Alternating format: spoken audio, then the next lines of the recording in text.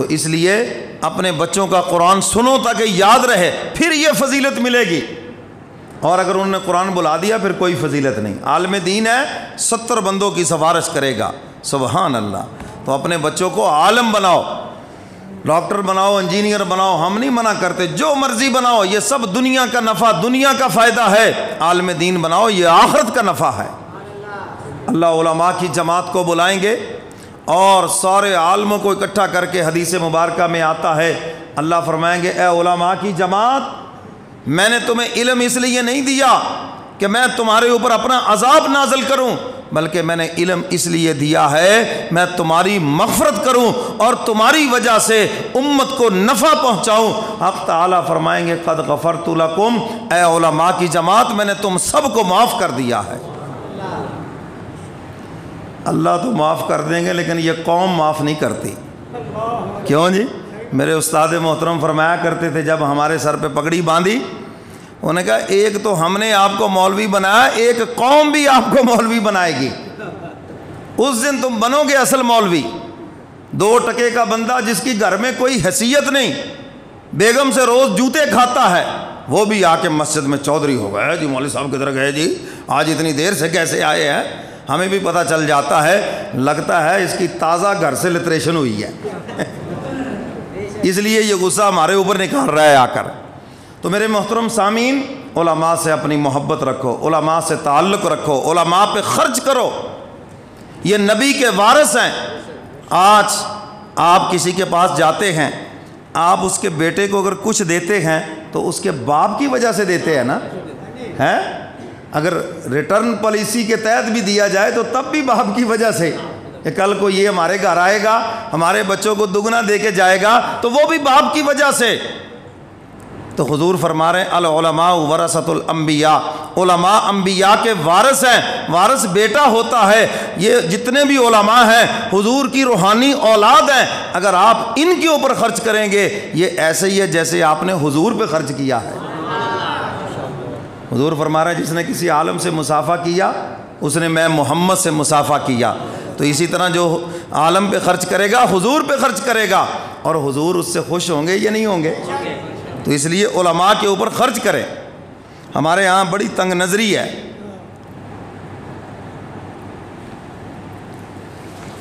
شادی بیاہ کا موقع ہوگا، ہجڑوں کے اوپر پھینکیں گے لاکھ روپے، ہیں جی؟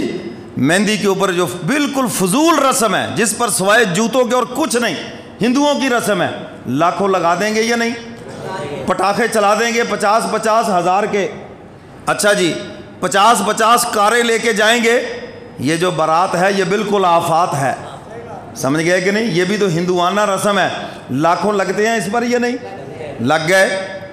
لیکن جب مولوی کو وہ نکاح کی فیس دینے کی باری آئے گی ایسی شکل بنا لیں گے جیسے انٹرنیشنل یتیم یہی ہیں، کیوں نہیں؟ وہ بولو تو صحیح ہے۔ آج تک میری زندگی گزر گئی، 50 سال کی عمر ہو رہی ہے، 5-7 ہزار سے زیادہ آج تک ماں دا لال جمیا ہی کوئی نہیں ہے۔ یہ آپ کی محبت ہے، یہ تعلق جس کو آپ کہتے ہیں؟ اول تو بہت سارے بلاتے ہی نہیں ہیں خیر سے، پتہ نہیں مجھے فوتگیوں کے لیے رکھا ہوا ہے جیسے میری کوئی اسرائیل سے رشتہ داری ہے۔ فوتگی ہو جائے تو تیسرے محلے سے 18 سفارشیں لے کے آ جائیں گے، حضرت صاحب کو بلائیں جی بیان کر دیں، اور بچے بچی کے نکاح کا معاملہ ہوگا، ہم بعد میں پوچھیں گے بھی وہ جی محلے والا ہی سد لیا سی اکھے، واہ سبحان اللہ، اسی قربان جانے ہیں تہاڈی اس محبت میں، لینا دینا خاک تے محبت پاک بالکل۔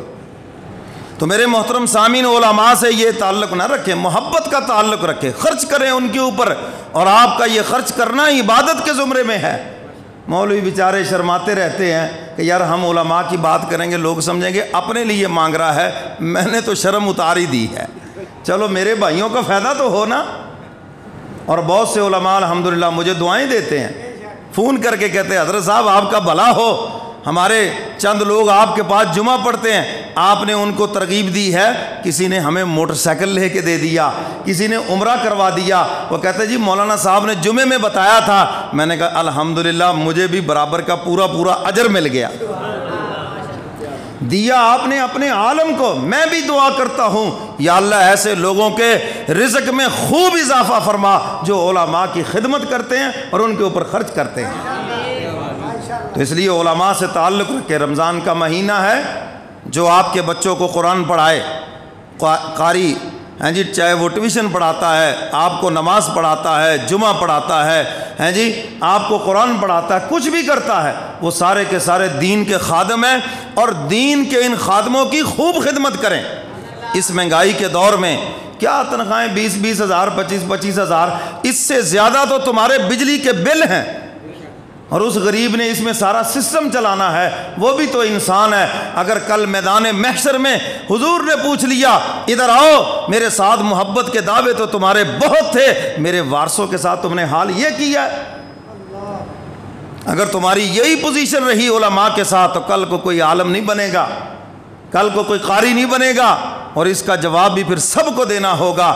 اگر آپ ان کے لیے اچھا انتظام کریں گے، لوگ کہیں گے یار اسکولوں کی فیسیں بڑی ہیں، وہاں کی پڑھائی مشکل ہے، چلو یار مولوی بنا لو، حافظ قاری عالم بنا لو، ان کی کوئی تھوڑی عزت ہے۔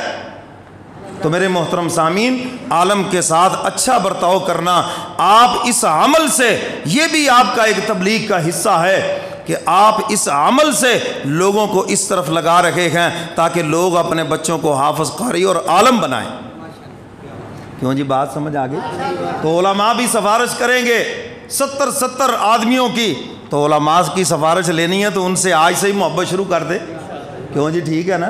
اور میں تو کہا کرتا ہوں عالم با عمل کسی بھی مسلک کا ہو، کبھی بھی اس کی توہین نہ کرنا۔ اگر کسی عالم سے ناراضگی ہو جائے، وہ مسجد چھوڑ دیں، اگلی مسجد چلے جائیں، کسی اور عالم سے تعلق قائم کر لیں، لیکن اس کی توہین نہ کریں۔ میرے پیر و مرشد نے بڑی خوبصورت مثال دی۔ ایک صاحب آگے کہنے لگے حضرت مولویوں کا یہ حال ہے، یہ حال ہے، فلانا ہے، یوں کرتے ووں کرتے۔ حضرت سنتے رہے، اور میں ایک بات مجھے بتاؤ، اگر کوئی قرآن پاک غلط لکھا جائے، آیتیں آگے پیچھے ہوں، زبر و زیروں میں بھی فرق ہو، کیا کرو گے؟ کہنے لگے جی اس کو نہیں پڑھیں گے کیونکہ اس کی ترتیب غلط ہے، ہم اس کو غلاف میں لپیٹ کر بس الماری میں رکھ دیں گے، قبرستان میں دفن کر دیں گے، لیکن اس کو لپیٹ کے رکھیں گے۔ فرمایا ایک بات بتاؤ، ایسے غلط قرآن کو پاؤں سے ٹھوکر مارو گے؟ بولو بھائی۔ کہنے لگے جی نہیں۔ فرمایا کیوں نہیں؟ کہنے لگے جی چاہے وہ غلط ہے تو قرآن ہی نا۔ فرمایا عالم چاہے جتنا بھی غلط ہے تو نبی کا وارث ہیں جی، تم اس نسبت کا لحاظ کرو، اگر اس سے بھی کوئی غلطی ہو گئی، انسان ہے نا آخر، وہ فرشتہ تو ہے نہیں، وہ بھی تو یہیں کا انسان ہے۔ اگر کوئی چیز ایسی سامنے آ گئی ہے تو احترام کا درجہ رکھو اور اگلی مسجد میں چلے جاؤ، کوئی بات نہیں ہے، ہیں جی، اللہ کی زمین وسیع ہے، لیکن تمہیں اس کی توہین کی اجازت نہیں ہے۔ اللہ نے 2 مقام ہے جہاں فرمایا میرا اعلان جنگ ہے، ایک سود خوروں سے اللہ فرماتے میرا اعلان جنگ ہے، اور دوسرا فرمایا جو کسی میرے ولی سے ٹکرائے اللہ فرماتے اس سے بھی میرا اعلان جنگ ہے۔ بات سمجھ آ گئی؟ تو علماء بھی سفارش کریں گے، اور پھر ہر جنتی بھی سفارش کرے گا۔ کہو انشاءاللہ۔ سارے جنتی جب جنت میں چلے جائیں گے، اللہ فرمائیں گے ہاں بھی جنتی، ایک سفارش کا تجھے بھی حق ہے۔ ایک بندہ بھاگا جائے گا، بازو پکڑ لے گا دوسرا بندہ، ہاں بھئی گرمیوں کا موسم تھا، بازار سے گزرا، میری گلی سے گزرا، اور اس وقت میں نے تجھے ٹھنڈا پانی پلایا تھا، اس کے بدلے آج میری سفارش کر، تیری تو بخشش ہو گئی ہے، تو جنت کو جا رہا ہے، میری سفارش کر تاکہ میری بھی بخشش ہو جائے۔ وہ سفارش کرے گا، اللہ اس کی بھی بخشش فرما دیں گے۔